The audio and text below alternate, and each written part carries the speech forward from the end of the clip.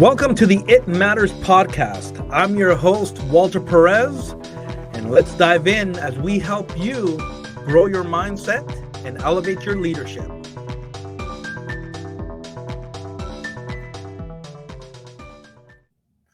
Hello, everybody, and welcome back to the It Matters podcast. I'm super excited to have you guys here today. I want to share with you a topic that I'm pretty passionate about, and I believe it has the potential to impact your life greatly. But before we get into it, I got a question for you. Did you check out last week's episode? I had Tyler Bradley on the podcast, and we talked all things health. He's a personal trainer, he's a health coach, and man, he had some really good things to say. He had some great nuggets for us to really think about. And so if you haven't checked it out, please do. And I promise you, it's going to add value to you. And let me know what you think. And so please check that out. But today, I want to bring you a solo episode. I want to bring to you this topic, this idea of the one-word commitment. Other guys out there call it the one-word challenge. I'm not the only one that does this. There's other guys that have been teaching this, putting it into practice. I have put it into practice for many years, and I want to share it with you because I think it will add value to you if you're not doing it. And if you are doing it, I just want to encourage you to keep doing it because it's going to help you out. And so what is this one-word commitment? The one-word commitment, the idea behind it is that at the beginning of the year, you're going to pick a word. You're going to pick a word that you want it to represent you. You want it to encourage you along the way. It is going to challenge you. It's probably going to stretch you. You know, it's going to call you out at times, but it's also going to elevate you and it's going to call you up. The idea of this one-word commitment is that along the journey, you're going to be able to reflect on it and you're going to hold yourself accountable to it. But it's really going to take place along this journey. It's going to be able to shape you, and it's going to help you grow, and it's going to be able to really probably teach you some things, because I know I've learned a lot of things along the way from doing this. And so I hope that you will consider doing this. And so let me explain a little bit further. If you do New Year's resolutions, if you do goal settings, if you like to do vision boards and all that, this is not meant to replace that. This is actually meant to be in addition. Now, if you have troubles with New Year's resolutions and if you have troubles goal setting, maybe this will be a good way to start. And you can start this way and then work your way up from there. I have done this over the years. And the reason I started actually applying this one-word commitment is because I actually many times failed at the New Year's resolutions. I sucked at putting those into place, and I would start them and I would fail right away the first month, the second month. And what would happen is I would just quit and I wouldn't actually even try to implement it into the rest of the year. And so when I started doing the one-word commitment, I started really thinking about, hey, what kind of person do I want to become? What kind of person do I want to be? And how can this be something that would add to my character and would really help me out in all aspects of life? So let me give you an example. Some of the words that I chose along the way.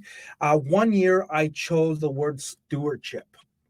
I chose stewardship because I realized that I wanted to be more mindful of the things I had in my life.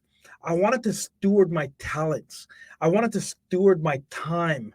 I wanted to steward my treasures. I wanted to take it to the next level and be aware of the relationships I had in my life, and I wanted to steward them well. You know, the opportunities that were coming into my life, I wanted to make sure that I wasn't just let them go pass by. I wanted to be mindful of them, and I wanted to be a good steward of them. So that year, as I went through the year, it's interesting how it happened and how it worked, because I started realizing, actually, look at this. I do have opportunities. I am working on new projects, and I want to steward them well. I want to do well at them. I want to make sure that I'm actually applying these things that I'm learning to my life, and that I'm actually trying to my best. I wanted to have consistency throughout the year. And by the way, that's one thing that this word does do for you. It allows you to have consistency along the way, and it allows you, as Tyler so nicely put it last week, that we're not seeking perfection, but we're seeking progress. We get to track the progress throughout the year. And like I had mentioned as well, it allows me to be consistent along the journey, and not seek this perfection mentality. Talking about consistency, actually, that was a word that I chose a different year, and I chose it for that exact same reason I just said. I was trying to be too perfect. I was trying to do things, everything's just so right. And guess what? I was setting myself up for failure, because I'm not perfect. I'm a human being, and I'm going to make mistakes.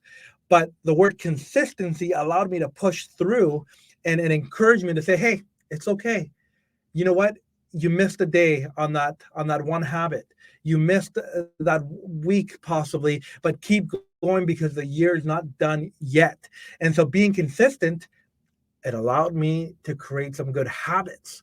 It allowed me to practice and be able to put them into place. And guess what? I finished the year. I looked back and I said, whoa, I actually accomplished more than I ever done before, when I've done, New Year's resolutions, because I was able to grab this word, and I was able to apply it throughout the year, and I would remember it, and I would consistently use it to make me better.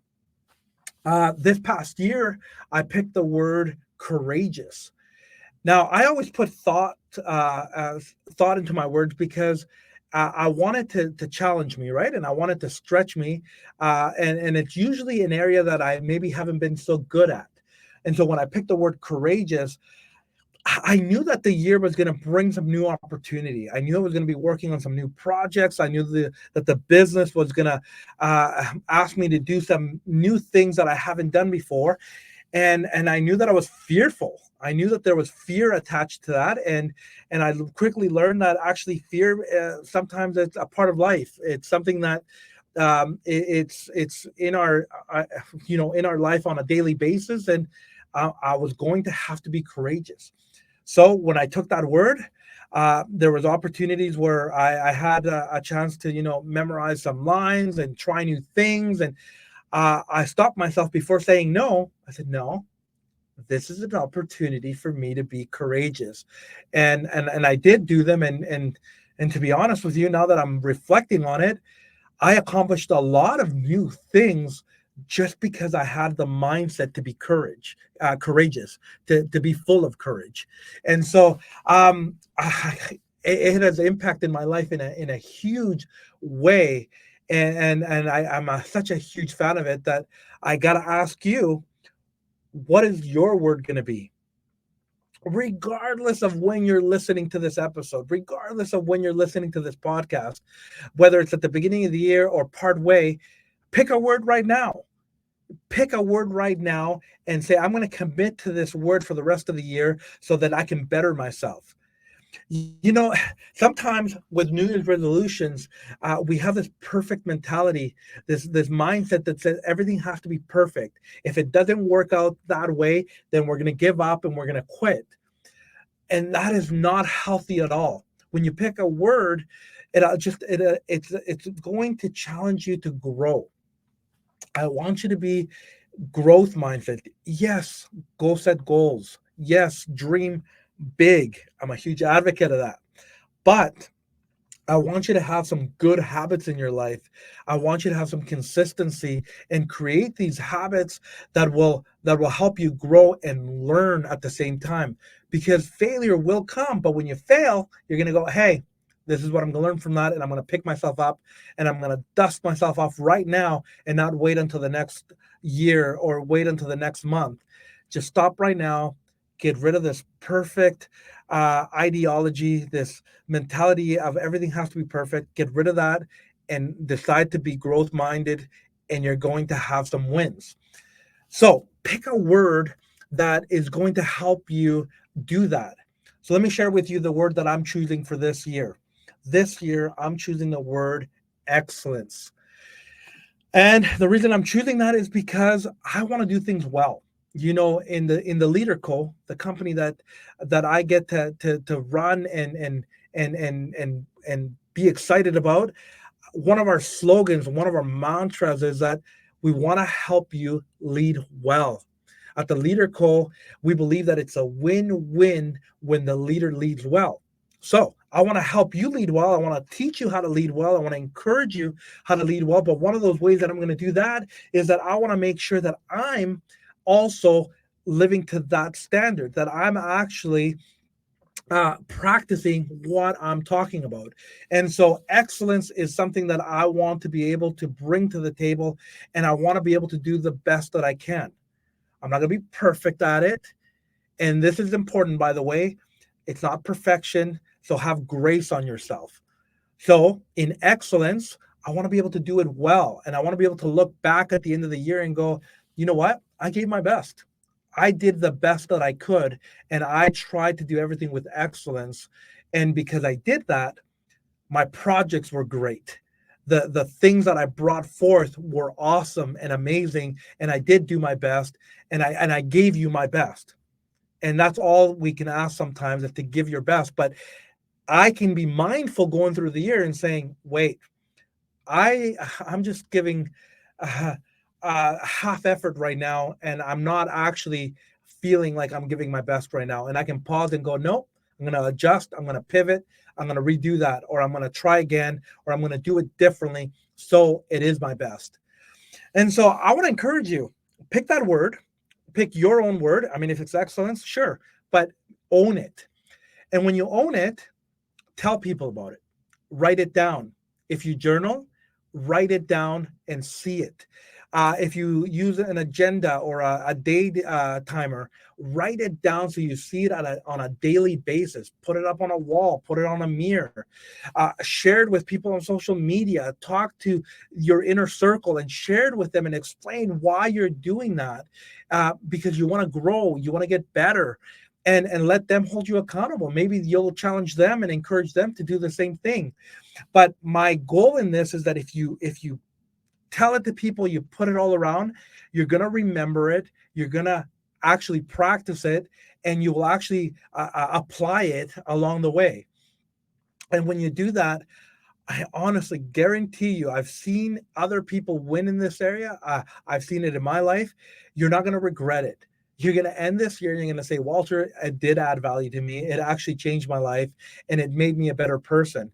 And honestly, guys, even if you just become a little bit better this year, I think you've won. Now, if you have a leap, great. But let's just have some grace on ourselves and let's just try to win one step at a time, and let's learn from that. And along the way, you'll be able to reflect. We talked about reflecting a couple of episodes ago. Now you'll be able to use this word on a daily, weekly, monthly, and at the end of the year to look at that as, hey, how did I do? I said I was going to, for me, I said I was going to practice excellence. Now I can reflect, and it'll give me a guide on how to know if I won or if I needed to learn something. So I want to encourage you again to do this, to put it into practice, and let me know. Write it in the comments. Tell me what your word is. Tell me how you're applying it, and tell me along the way how you're doing with it. It's gonna help you in a great way, and I hope that this has added value to you. I hope that you put it into practice, and I'm excited to see, not only for you but for me and for everybody else, us getting better. And like I always say, I want to help you maximize your potential, and in that process, you gotta grow. You gotta stretch yourself, and along the way, you're going to celebrate these wins, and it is going to give you things to celebrate.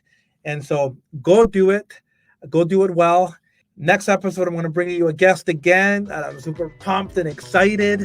I hope you'll join me. And until next time, remember, keep dreaming big, keep growing, and lead well.